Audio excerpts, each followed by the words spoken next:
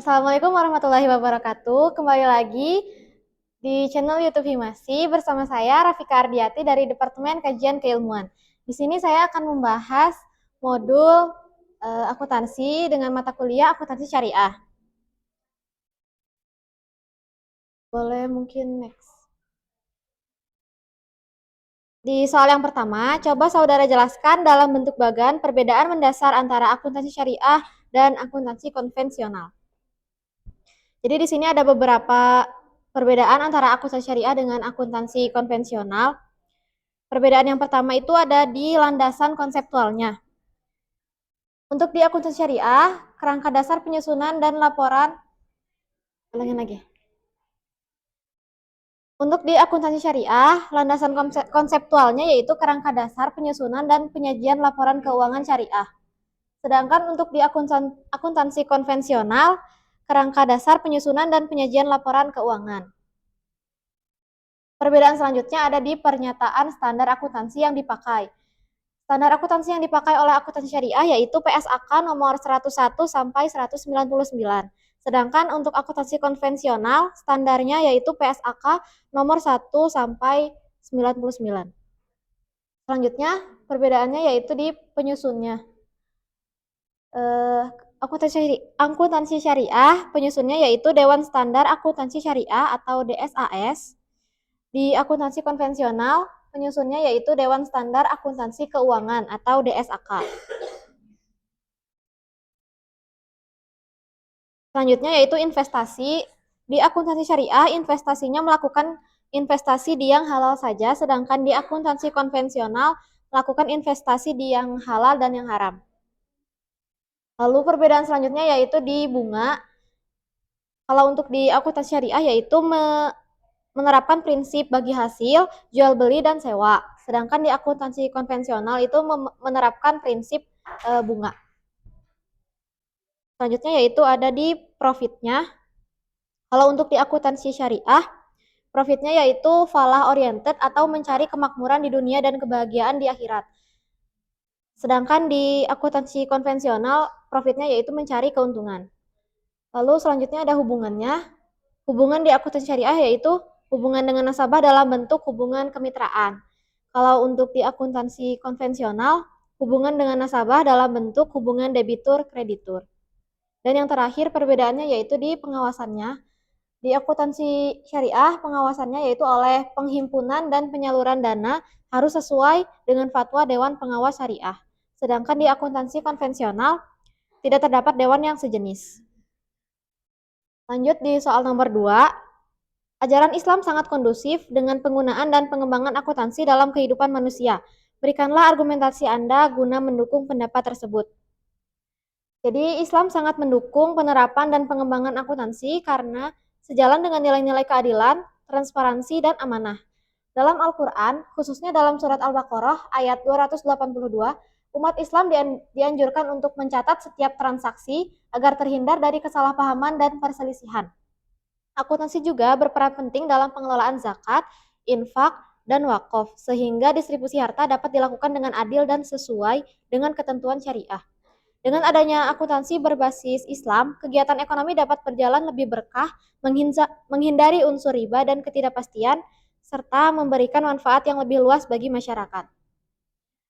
Untuk soal yang nomor 3, sumber hukum Islam yang telah disepakati jumhur atau kebanyakan ulama ada 4, yaitu Al-Quran, As-Sunnah, Ijma, dan Qiyas. Coba saudara jelaskan keempat sumber hukum tersebut. Jadi Al-Quran adalah dalam arti bahasa adalah kalam Allah atau kalamullah.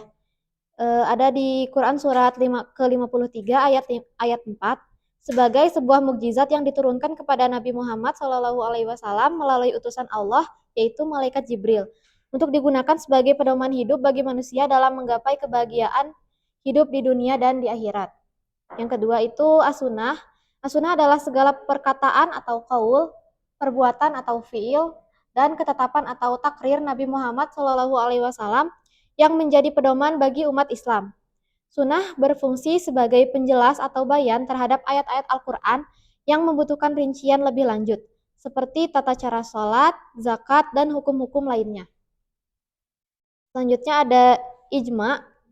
Ijma itu kesepakatan para mujtahid dalam suatu masa setelah wafatnya Rasulullah Shallallahu Alaihi Wasallam terhadap hukum syara yang bersifat praktis atau amali. Merupakan sumber hukum Islam yang ketiga setelah Al-Quran dan As-Sunnah yang tadi sudah dijelaskan. Dan yang terakhir adalah kias. Kias dalam bahasa artinya pengukuran sesuatu dengan lainnya. Ulang lagi. Kias dalam bahasa artinya pengukuran sesuatu dengan yang lainnya atau penyamaan sesuatu dengan sejenisnya. Secara terminologi yaitu suatu proses penyingkapan kesamaan hukum suatu kasus yang tidak disebutkan dalam suatu nas, baik di Al-Quran dan As-Sunnah dengan suatu hukum yang disebutkan dalam karena nas ada kesamaan dalam alasan atau ilatnya. Dan ini soal yang terakhir. Pada tanggal 5 Januari 2020, Bapak Khalid memberikan pembiayaan dalam bentuk mudharabah kepada Bapak Agung untuk pendirian usaha kopi sebesar 25 juta secara tunai dengan nisbah atau perbandingan 40/60. Pada saat pemberian dana, maka investasi mudharabah dalam bentuk kas diukur sebesar jumlah uang yang dibayarkan oleh Bapak Khalid. Jadi ini ada dua sisi, dua perspektif gitu ya. Di sisi pemberi dana atau Bapak Khalid dan penerima dana Bapak Agung. Di sisi pihak yang memberikan dana yaitu Bapak Khalid mencatat jurnal investasi mudharabah sebesar 25 juta di debit pada kas sebesar 25 juta di kredit. Selanjutnya di sisi pihak yang menerima atau Bapak Agung mencatat kas sebesar 25 juta di debit pada modal mudharabah di kredit sebesar 25 juta. Untuk nisbah atau perbandingan 40/60 digunakan saat usaha mulai menghasilkan keuntungan. Jadi 40%-nya untuk Bapak Khalid dan 60%-nya untuk Bapak Agung. Jika terjadi kerugian, maka secara syariah kerugian ditanggung oleh Bapak Khalid sebagai pemilik modal, kecuali kerugian disebabkan oleh kelalaian atau kesalahan Bapak Agung. Jadi jika kerugiannya disebabkan oleh Bapak Agung, maka ditanggung oleh Bapak Agung. Selanjutnya mungkin sekian pembahasan modul akuntansi dengan mata kuliah akuntan syariah yang sudah saya sampaikan. Mohon maaf bila ada kesalahan. Wassalamualaikum warahmatullahi wabarakatuh.